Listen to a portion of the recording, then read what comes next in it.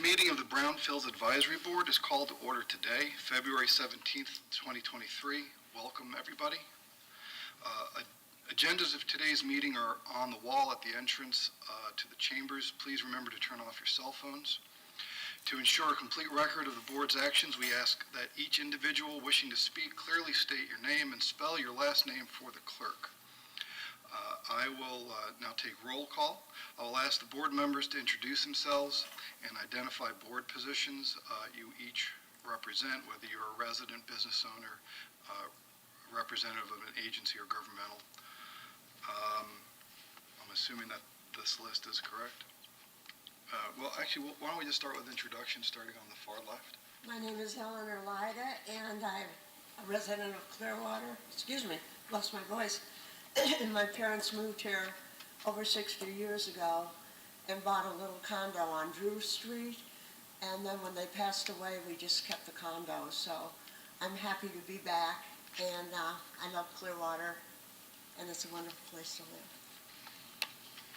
Janelle Branch, I'm a business owner in Clearwater in our lovely downtown. Phil Kirkpatrick, City of Clearwater, work in economic development. Sue Hart. I'm a resident of the award-winning neighborhood Bayview Heights. I'm outgoing board vice chair Mark Parry, and I am a governmental representative in Clearwater. I work with the planning department. Our second item is approval of minutes.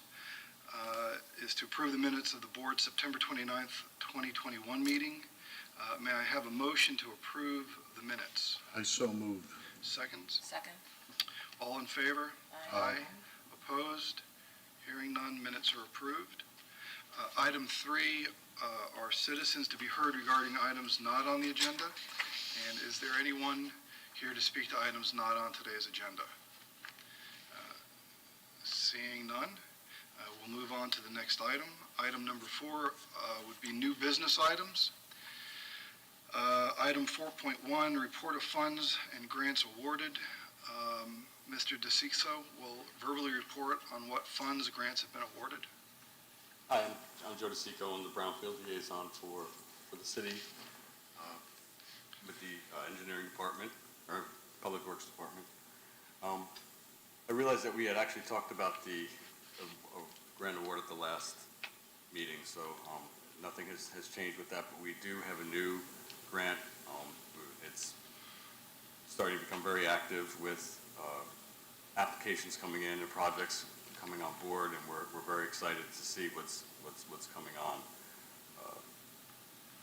I have a few of our project managers here to talk about those, and we'll get to that at the next item. But there is nothing new to report on that. I didn't realize that was discussed at the last one. So. Okay.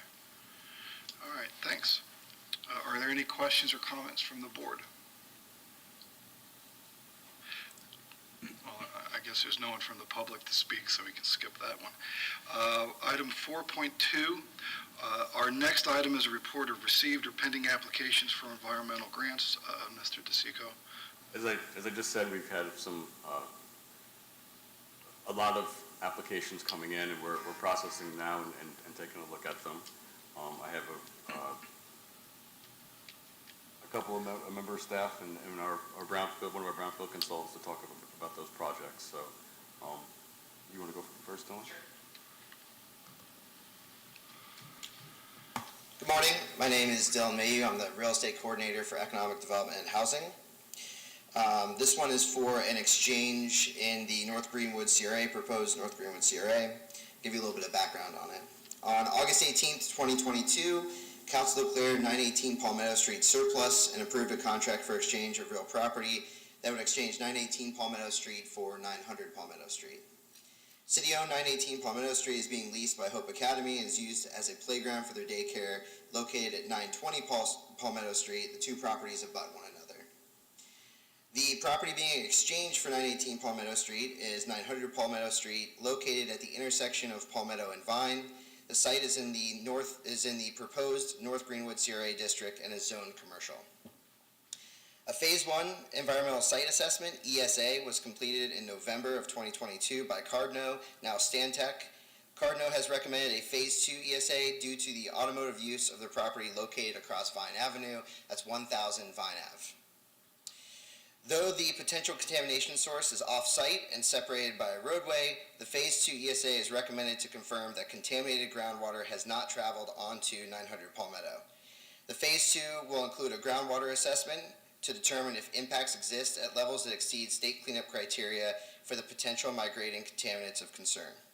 As noted in the grant application, the future use of the property will likely be for multifamily housing or another commercial use. The property will likely become an asset of the North Greenwood CRA. Once the CRA is established, it'll be up to the CRA and the community to determine the highest and best use for the property. The most recent amendment to contract provides a conservative timeline to complete the Phase 2 ESA with a closing date on or before August 18th, 2023. The Phase 2 ESA has an estimated lead time of approximately 60 days from notice to proceed. Staff is seeking funding in the amount of $15,575 for the Phase 2 ESA from the Environmental Protection Agency grant previously awarded to the City of Clearwater. Be happy to address any questions. How big is that site? I believe it's about 7,800 square feet. Okay, and it's zone commercial? Correct. Are we talking about a hydrocarbon plume? Likely from a gas tank? Is it a UST leak? The property was like a automotive repair shop since about 1920. I do have the scope of work if you'd like to see kind of what they're looking to. That's right. Okay. Any other questions? Okay. All right, thank you. Thank you.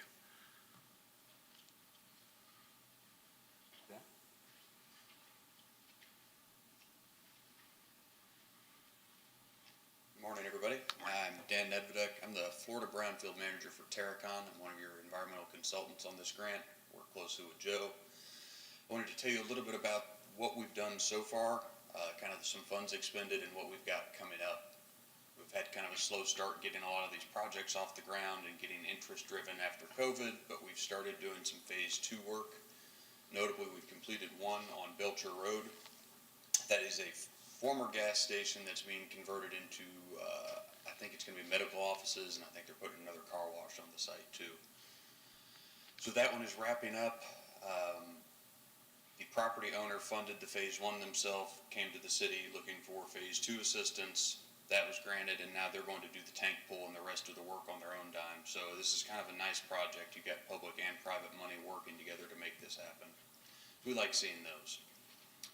We've also had a request come in from Rodney Riley with RSR Capital Advisors for, is it 28 parcels, 34 parcels downtown? But they have options to purchase they like Phase 1s completed on. So we're breaking those into 5 groups and doing Phase 1s on those starting hopefully soon once we start getting access agreements. These are for future development projects, nothing necessarily going to happen right now, but Phase 1 is the first step in purchasing, commercial real estate. So they like to use these as a screening tool, and that's near the North Ward Elementary School area. So it's in the target area. It's in an area that's slated for a lot of redevelopment. You're seeing a lot of activity in already. So we think it really suits your program and what you're trying to do downtown. Other than that, with the Cardno project, Rodney Riley's projects, and the mod wash that we're wrapping up, that's what we have going right now. We'd love to hear anything from the community too. If there's projects, sites, things that people want looked at, that's really how this program gets going. So if the board has any suggestions or any contacts that they can use to help drive some work towards this, we'd be more than happy to help you get that going. Can we contact you? Yes, or Joe. You can actually probably better if you go through Joe, and then he can. You have multiple contractors serving this, so it's probably best to stick with Joe as the main point there. What's your last name? It's DeCicco, D-E-C-I-C-C-O.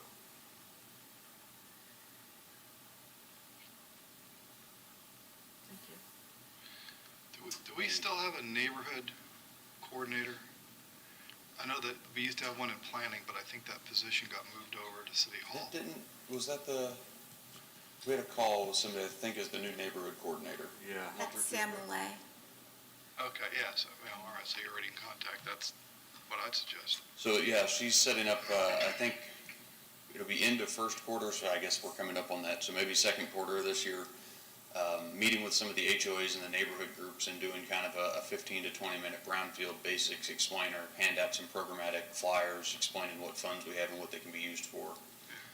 We also go to like the Florida Gulf Coast Association of Realtors and sit in on some of their mid and South County pitch sessions and just explain what the money's for, how they can apply for it, and what they can use it for. And we've had some success in other grants with that.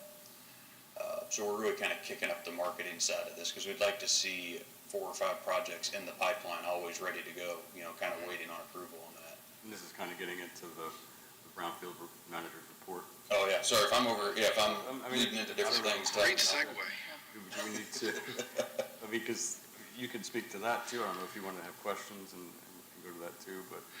Well, yeah, I live just north of here, about a mile and a half. Mhm. And between Marshall and Fairmont, the trail, which had a huge homeless population, it had a bicycle thief who used it as his garage when it was a jungle. Mhm. There were drug dealers who used it as their office and prostitutes who used that jungle as their bedrooms. And I go in there picking up trash, and there's a huge amount of broken glass in there.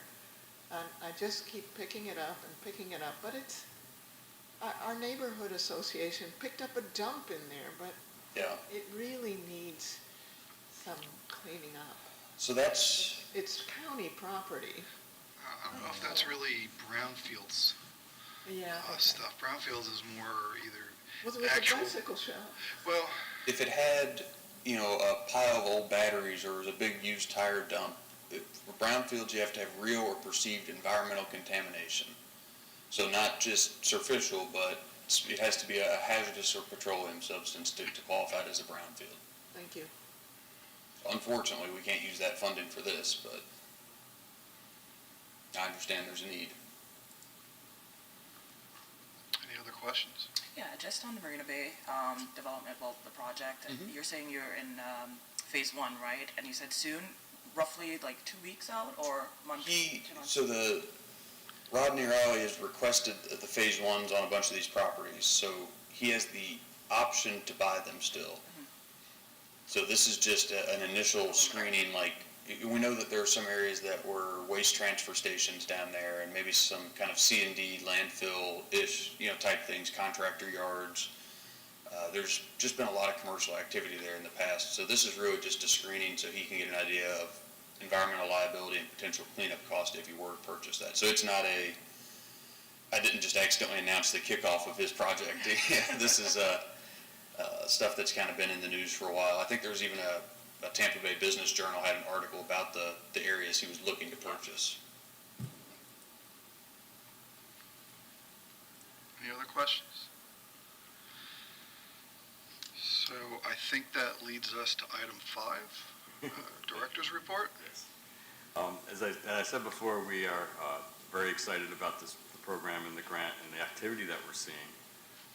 We're working very hard to get information out to people, and we're looking at different social media and even the Florida specifier, which is the environmental newspaper for Florida. I've spoken with a reporter there about maybe doing an article on our Brownfield grant and the opportunities, just to get, and that will put that in the hands of a lot of consultants and contractors that work with Brownfields often and may not be aware of what we have.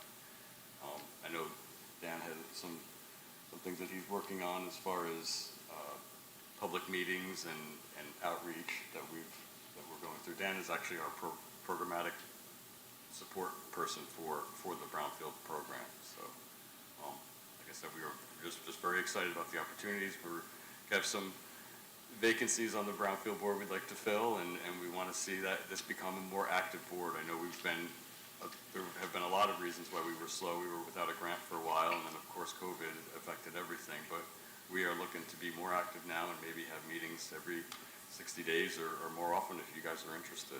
So, or if projects come up, but we would definitely like to, and the meetings will become better once and more frequently, once we have more things going and more things happening and more to discuss. So we're very much looking forward to that.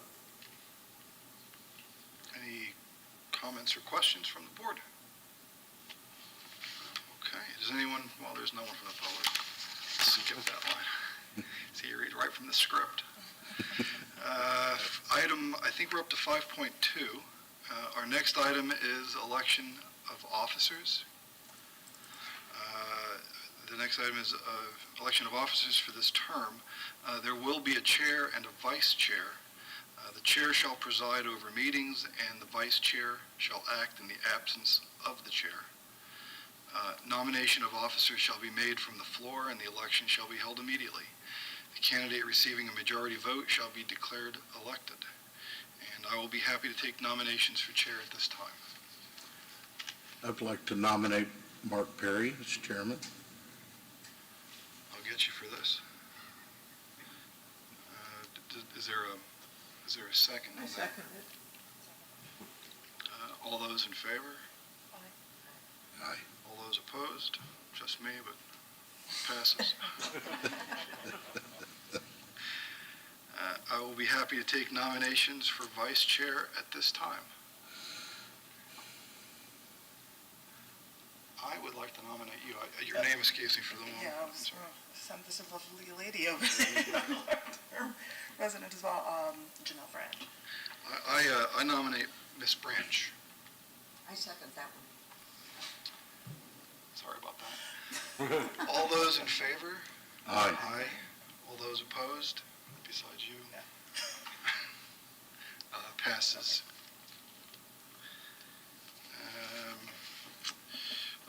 Item number 6, board members to be heard. The next item is for board members to be heard. As chair, I have I don't actually. Do any board members have any old or new business to discuss? I have only a comment. I think Joe is doing a much better job than the prior manager.